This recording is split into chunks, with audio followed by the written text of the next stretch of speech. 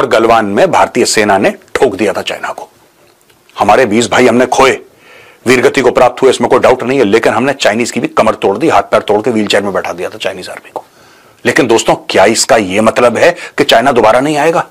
China दोबारा आएगा, China 10 बार और आएगा यार, चाइना आता चला जाएगा।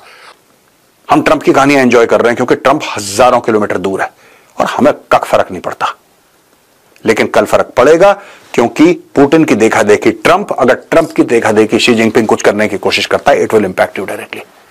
নমস্কার, আপনাদের সবাইকে স্বাগত।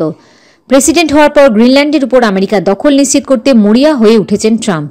এই আধা স্বশাসিত দ্বীপটি উত্তর আমেরিকা মহাদেশের মধ্যে থাকলেও এটি আমেরিকার অংশ নয়, ইউরোপের ডেনমার্কের একটি অংশ এটি। ট্রাম্পের বক্তব্য, বৈশ্বিক নিরাপত্তা এবং স্বাধীনতার স্বার্থে গ্রিনল্যান্ডের মালিকানা এবং নিয়ন্ত্রণ আমেরিকার হাতে থাকা অত্যন্ত জরুরি। এ বিষয়ে ভারতীয় মেজর গৌরাবাড়িয়া কি বলেছেন শুনুন। ट्रंप ने सीधा बोल दिया मैटे फ्रेडरिक्सन को कि ऐसा है जी, मुझे ग्रीनलैंड चाहिए तो चाहिए। आप बताइए ग्रीनलैंड आप कितने का बेचेंगे, और अगर आप नहीं बेचते तो मैं ग्रीनलैंड बाय फोर्स ले लूंगा। He did not rule out the use of military force. अभी ग्रीनलैंड का मामला दोस्तों हम आपको कई बार मैप पे समझा चुके हैं, 2-3 बार तो बात हो चुकी है हमारी ग्रीनलैंड के मामले पे, और वैसे भी हो चुकी है। मैं आपको फिर से बता दूं कि ट्रंप को ग्रीनलैंड क्यों चाहिए। पहली चीज, जब ट्रंप पहली बार राष्ट्रपति बना था अमेरिका का, तब भी ट्रंप ग्रीनलैंड का गाना गाता था, और ये अमेरिका की पॉलिसी रही है। अमेरिका की नजर ग्रीनलैंड पे, ग्रीनलैंड एक आइलैंड है दोस्तों, and it is very big in size. The problem is that वहां पे ग्रीनलैंड के आसपास कांस्टेंट रशियन शिप्स, रशिया बगल में यार, अलास्का, और यह बात भी हम कई बार आपको बता चुके हैं कि जो डियोमीड आइलैंड्स हैं, the little Diomede and big Diomede, ये छोटे छोटे 2 आइलैंड्स हैं which are between Russia and America. और इस वक्त जनवरी में वो समुंदर पूरा जमा हुआ है ऊपर से, इट इज फ्रोजन सॉलिड। और अमेरिका से रूस आप पैदल चल के जा सकते हैं, 2.5 किलोमीटर, यानी 2-2.5 किलोमीटर का फासला है टोटल। अगर कोई जाना चाहे अमेरिका से रूस तो पैदल चल के सामने दिखता है। जितना दूर आपका बाजार या आप कहीं जाते हैं दूध सब्जी लेने के लिए, उतना ही दूर है, आप पैदल चल के टहल के जा सकते हैं, एक्चुअली टहल के जा सकते हैं, इतना पास है। अब बात यह है कि खतरे की घंटी है अमेरिका के लिए। जिस तरीके से चाइना अपना पावर बढ़ा रहा है, जिस तरीके से चाइना अपना वर्चस्व बढ़ाने की कोशिश कर रहा है, जिस तरीके से रूस आक्रामक हो रहा है, अमेरिका कह रहा है यार आज की तारीख में हमारी टेक्नोलॉजी सबसे ज्यादा है, पैसा हमारे पास सबसे ज्यादा है, तो आज लोग हमसे दबते हैं। लेकिन क्या कल यही चीज सच होगी? Will it remain the truth tomorrow? Not likely. जिस तरीके से चीन तरक्की कर रहा है, जिस तरीके से रूस अपना आर्सेनल बढ़ा रहा है, रूस कहीं भी दंदनाते हुए किसी को भी ठोक देता है, अमेरिका अपने आप को प्रोटेक्ट करना चाह रहा है। लेकिन दोस्तों, क्या यह ठीक है? आप एक देश, आप कोई भी देश ले लीजिए, XYZ, मैं किसी स्पेसिफिक देश का नाम नहीं ले रहा, जो एक सॉवरेन कंट्री है, सॉवरेन कंट्री है, आप उससे बोलते हैं कि भाई हमें तुम्हारा इलाका चाहिए, तुम हमें बेच दो, और अगर तुम हमें नहीं बेच रहे तो हम अपनी फौजें भेज के उसको ऑक्यूपाई कर लेंगे। दोस्तों ये सब देखिए, और भी इसमें कई सारे पॉइंट्स हैं कि स्ट्रेटेजिक इश्यूज क्या हैं, ग्लोबल परसेप्शन और डिप्लोमेटिक रिलेशंस, इन सबसे कोई फर्क नहीं पड़ता। ये सब झूठी बातें मैं आपको बताता हूं, ये सब फ्रॉड है। बहुत देख लिया दोस्तों, बहुत स्टडी कर लिया, और आज मैं आपको बताऊंगा कि मेरे दिल में क्या है इन सारी चीजों को लेकर। क्षमा शोभती उस भुजंग को जिसके पास गरल हो। यह सच है, यह कोई कविता नहीं है, यह सच है, यह सच्चाई है कि क्षमा उसी सांप को शोभा देती है जिसमें जहर होता है। उसका क्या जो दंतहीन विषरहित विनीत सरल हो, जिसके दांत नहीं है, जिसका जहर नहीं है, वो सांप से कौन डरेगा यार? और वो सांप क्षमा करेगा किसी को कि जा मैं तुझे माफ करता हूं? ये दुनिया की सच्चाई है। जब सेकेंड वर्ल्ड वॉर के बाद यूनाइटेड नेशंस बना, लीग ऑफ नेशंस से इतिहास आप जोड़ सकते हैं, लेकिन जब प्रॉपर यूनाइटेड नेशंस बना दोस्तों, उसके बाद यह था कि हम कोई किसी पे अटैक नहीं करेगा, कोई किसी की जमीन, मतलब दुनिया में शांति, क्योंकि first world war, second world war में लाखों करोड़ों लोग मर गए, डिस्प्लेस हो गए। तो लोगों ने बोला यार इतना ज्यादा खून खराबा, अनइमेजिनेबल ब्लडशेड, तो कुछ तो होना चाहिए। तो सब लोग मानेंगे, ये हमारे रूल्स होंगे, ये ऐसा होगा, वियना कन्वेंशंस होंगे, इस प्रकार से आप ये करेंगे, उस प्रकार से ये करेंगे, ऐसा एक सेट ऑफ रूल्स बना दिए। अब वो रूल कोई फॉलो नहीं करता यार, नोबडी फॉलोज दोज रूल्स। अब एक बात बताइए, जो भी कारण रहा हो, मैं कह रहा हूं चलो जस्टिफिकेशन होगा रूस का यूक्रेन को अटैक करने के लिए, मैं ये कह रहा हूं कि होगा, लेकिन करा ना, करा एक सॉवरेन कंट्री को अटैक। किसी ने क्या कर लिया यार, किसी ने क्या कर लिया?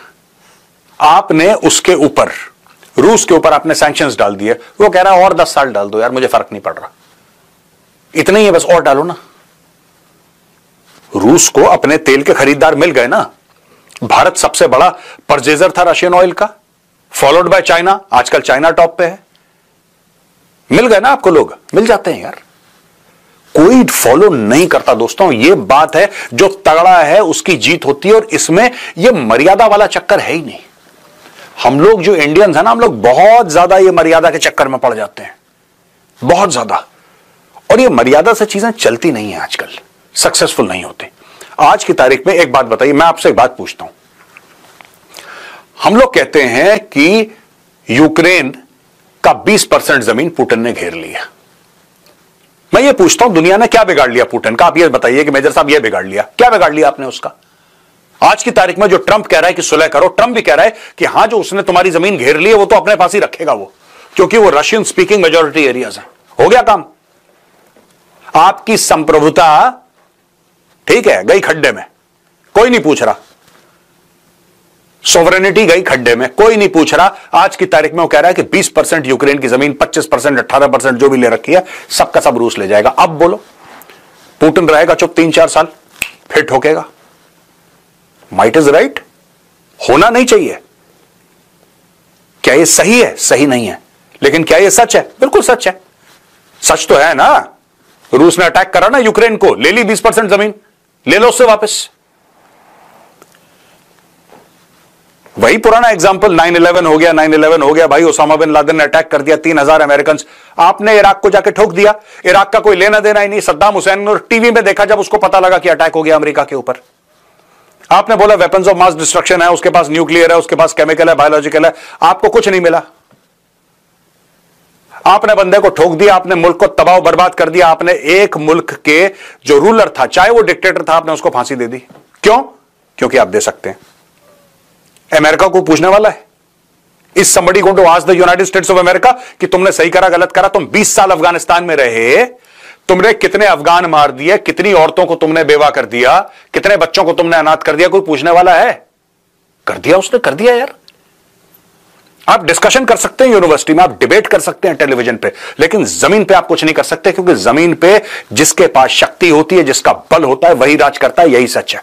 आज की तारीख में ट्रंप ये कहता है कि मैं एक मरीन डिवीजन भेज रहा हूं ग्रीनलैंड, कह देता है ट्रंप कल आदेश उसको, ही इज द प्रेसिडेंट यार, he is the president of the United States, कहता है within 48 hours I want the marines deployed in Greenland. हो गया, कहानी खत्म हो गई, the president's orders will be followed.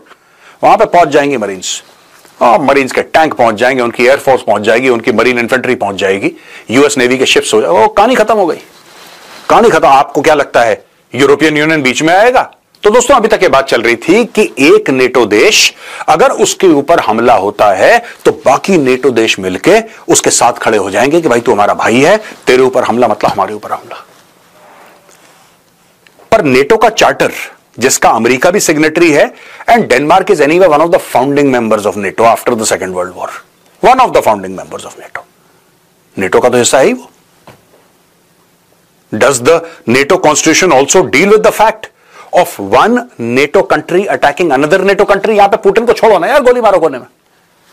आप ही कहते हो कि पुतिन ने यूक्रेन को अटैक कर दिया, यूक्रेन भी नेटो का मेंबर नहीं है, रशिया तो है ही नहीं नेटो का मेंबर, तो इन दोनों का तो कोई नेटो से कोई लेना देना नहीं है, ठीक है ना। बस ये लेना देना है कि Ukraine wants to join NATO, Ukraine express the desire to join NATO, and Russia was afraid of NATO's expansion and influence right next door.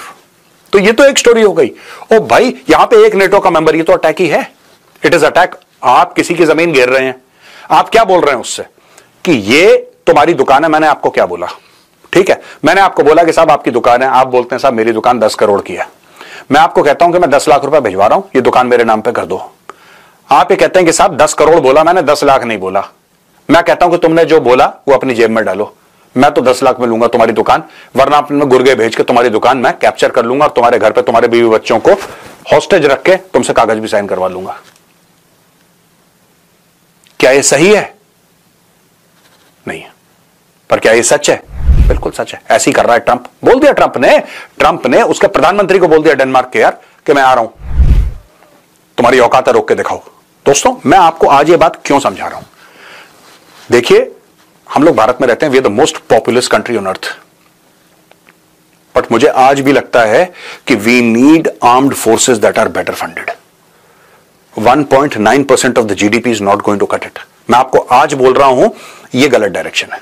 1.9% of the GDP is not okay.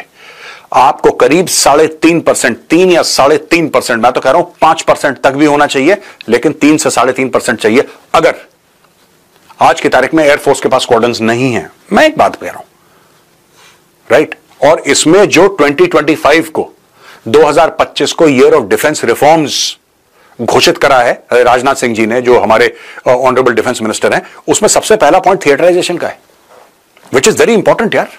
उसके बिना काम नहीं हो सकता, वो क्रिटिकल है, इसलिए उसको पॉइंट नंबर 1 डाल रखा है। लेकिन मेरी बहस कुछ और है। मेरा पॉइंट ऑफ व्यू यह है कि आपको इंडियन आर्म्ड फोर्सेस को बेटर फंड करना पड़ेगा, क्योंकि कल देखिए क्या होता है कि आर्मी जो होती है ना, it is like an insurance policy. Army, navy, air force तीनों को मिला के, मैं आर्मी कहूं इसलिए मेरी आदत है आर्मी बोलने की, I mean the navy and the air force also, we are all sister services यार। तो ऐसी कोई बात नहीं, we are the same, we are equal, right? अब एक बात बताओ, this is like an insurance policy. आप जितनी बेहतर इंश्योरेंस पॉलिसी खरीदोगे, आप जितनी बेहतर इंश्योरेंस पॉलिसी में इन्वेस्ट करोगे, उतना आपके लिए ठीक रहेगा। ठीक है जी, उतना आपके लिए बेहतर रहेगा, उतना आपको यह रहेगा कि हां चलो ठीक ठाक, कोई दिक्कत नहीं है। What we will do is, हम लोग एक काम करते हैं कि अभी हमारे ऊपर मुसीबत आ रही है, परिवार के ऊपर मुसीबत आ रही है, तो ये मेडिकल इंश्योरेंस हमारा कवर्ड है। Armed forces are exactly like that. It's your life insurance policy, it's your medical insurance policy. There is only one guarantor of your sovereignty. आपकी संप्रभुता की सिर्फ एक है इंस्टीट्यूशन जो गारंटी ले सकता है, those are the armed forces.